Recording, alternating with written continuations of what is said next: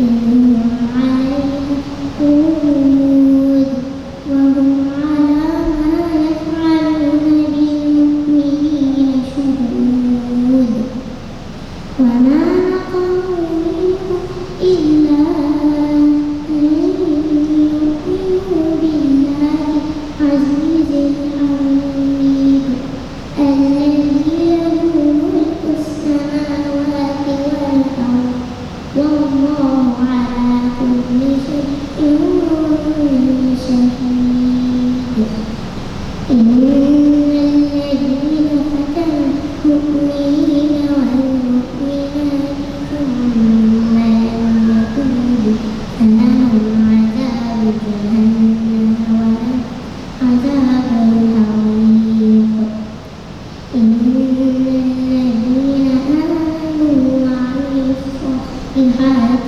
لهم جنات تجري من تحتها الأنهار ذلك الفوز الكبير إن بطش ربك لشديد إنه هو يبدئ ويعيد وهو الغفور الودود ذو العرش المجيد فعال لما يريد هل أتاك حديث الجنود فرعون وثمود بل الذين كفروا في تكذيب والله من ورائهم محيط بل هو قرآن مجيد في لوح محفوظ.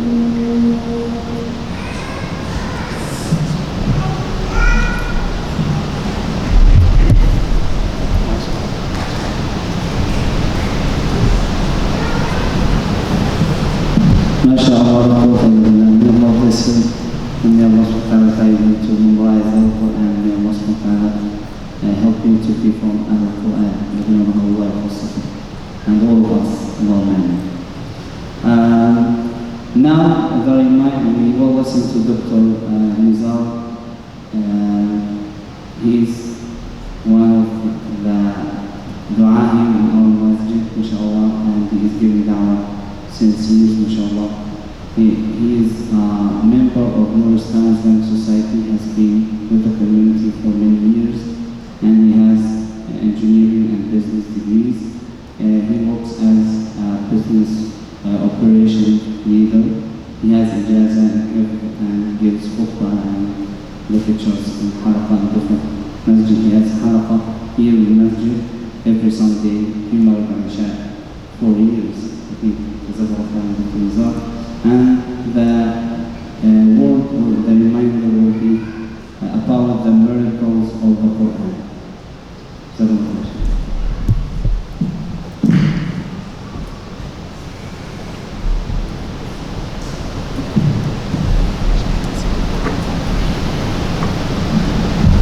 Bismillah, alhamdulillah, salatu wassalamu ala rasulillah. One way to think about the Quran is that it is a mega miracle, or it is a group of miracles.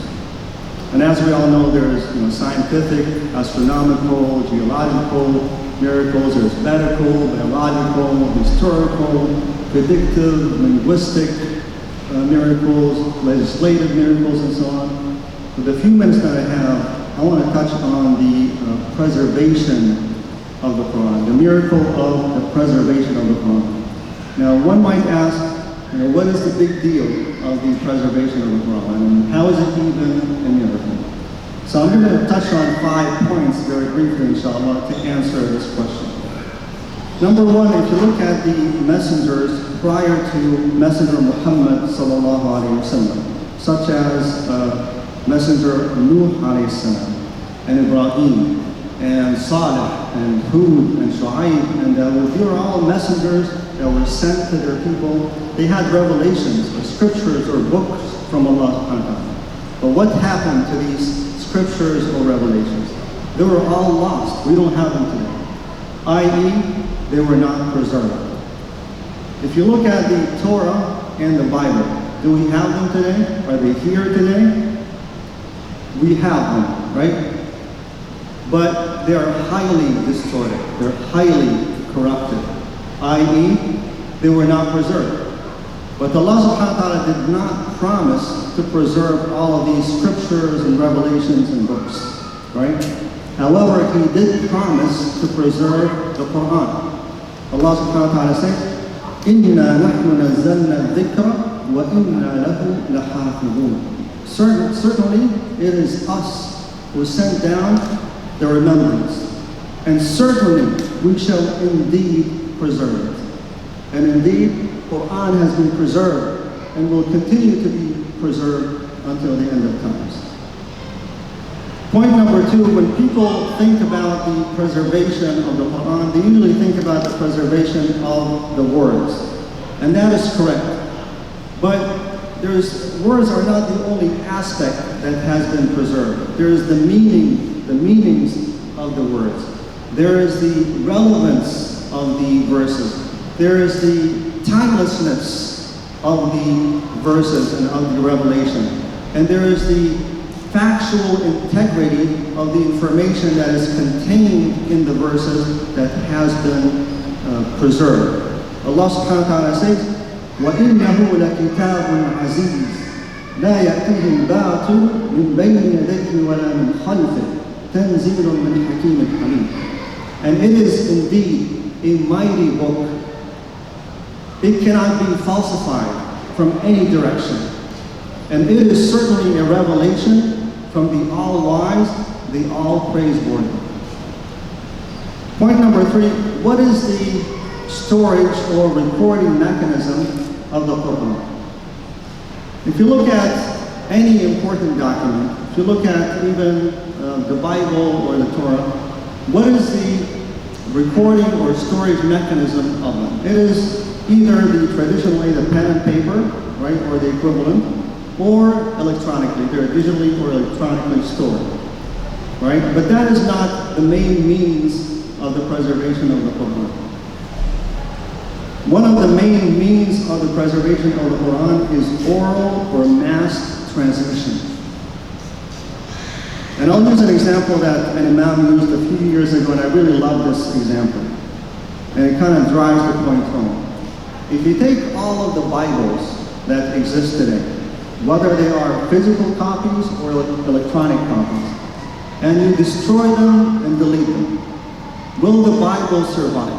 Will we still have a Bible? Highly corrupted Bible, but still, will we still have it? Yes or no? Absolutely not, right? We will not have it. Now, what if we do the same thing with the Quran?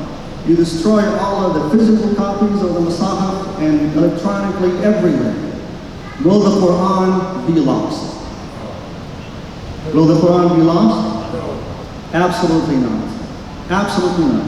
Quran will be reproduced in the same day.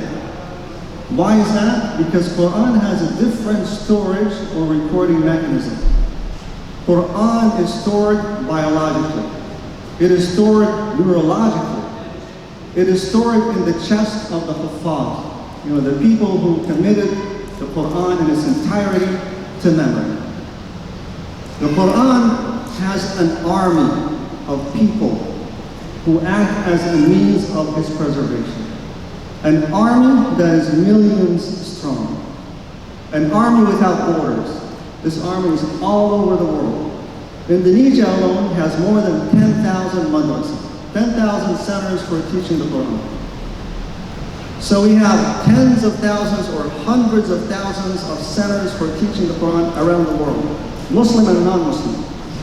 So that means that there's millions of people who have committed the Book of Allah to memory. So that is one of the main means of preservation of the Quran, oral or mass transmission. Point number 4, and it is related to point number 3, and this is an example that many scholars use. If I give you a page that is written in Mandarin, you know, the main Chinese language, and I ask you to read it, will it be easy? You'll find some difficulty, right? You have to learn the language. And then if I ask you to memorize that page, it'll be even more difficult, right? And then if I add 603 more pages and say, you have to memorize these 604 pages, you have to commit them to memory. Is that possible to do? I think we can all pretty much agree that it's pretty much impossible. You might have an anomaly, you might have a genius or two who might be able to do that, right?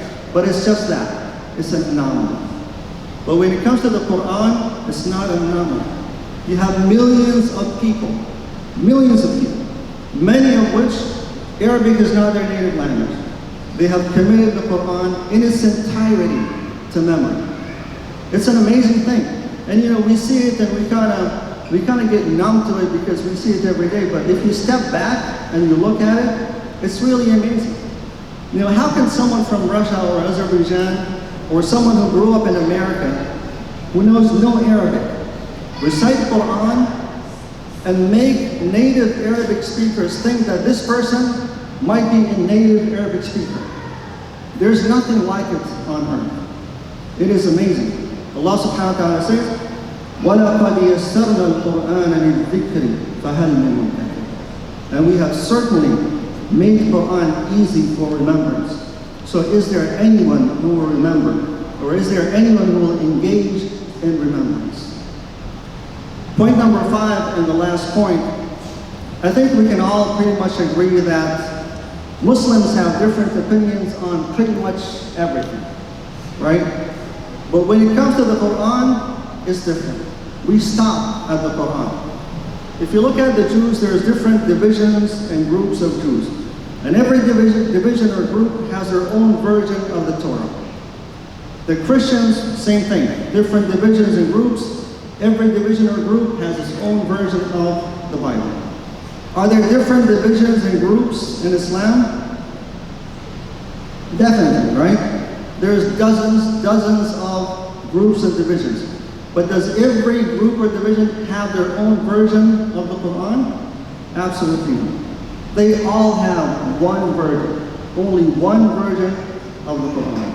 And this is of the miracle of the preservation of the Quran. سبحانك اللهم وبحمدك أشهد أن لا إله إلا أنت أستغفرك وأتوب إليك.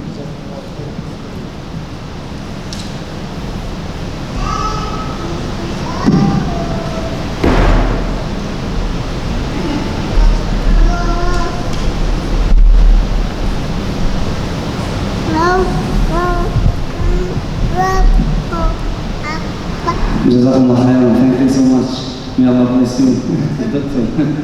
Thank you so much for these inspiring words, and it is reminding us about the great blessing that Allah Azza wa Jalla gave to this ummah, this nation, the followers of Prophet Muhammad sallallahu alaihi wasallam, and all humans by revealing this Quran to Prophet Muhammad sallallahu alaihi wasallam as a guidance for all humanity, and including enough evidences and proofs about the prophethood of Prophet Muhammad sallallahu alaihi wasallam.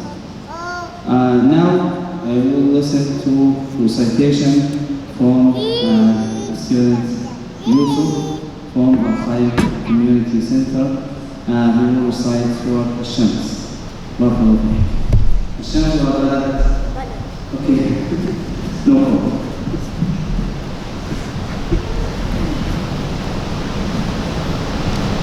أعوذ بالله من الشيطان الرجيم بسم الله